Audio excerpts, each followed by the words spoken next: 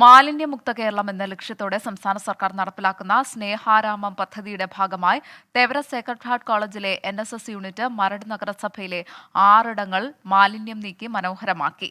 നെട്ടൂർ അടിപ്പാതയിൽ NSS volunteers ഒരുക്കിയ ചുവർ ചിത്രം ഏറെ ആകർഷണീയമാണ്.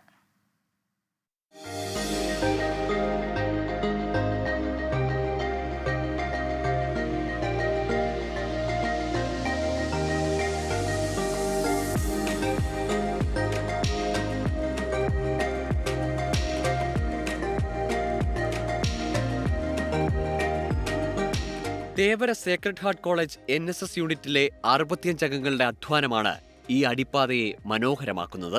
മാലിന്യമുക്ത കേരളം എന്ന ആശയം ആസ്പദമാക്കിയുള്ള ചിത്രരചന പോസ്റ്ററുകൾ പതിപ്പിച്ച് അലങ്കോലമാക്കിയിരുന്ന ചുവരിനെ മനോഹരമാക്കി.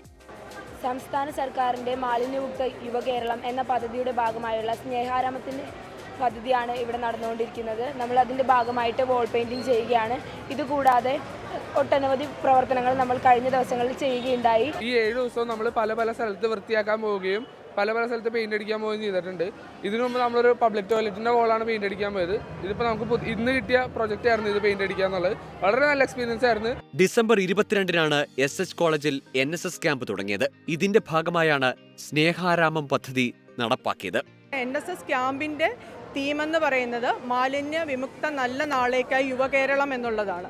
അപ്പം നമ്മളുടെ കംപ്ലീറ്റ് തീം എന്ന് പറയുന്നത് മാലിന്യ വിമുക്തമായിട്ടുള്ള ഒരു നല്ല നാളെ എന്നുള്ളതാണ് നമ്മുടെ സ്വപ്നം.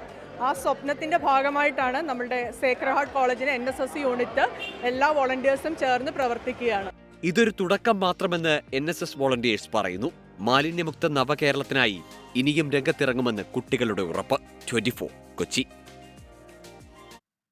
ലോകത്തെവിടെയായാലും ഏത് സമയത്തും 24 വാർത്തകളും ഓഗ്മെന്റഡ് റിയാലിറ്റി പാക്കേജുകളും എക്സ്പ്ലെയിനറുകളും വിശദമായി കാണാൻ ഞങ്ങളുടെ YouTube ചാനൽ നിങ്ങൾക്ക് സബ്സ്ക്രൈബ് ചെയ്യാം.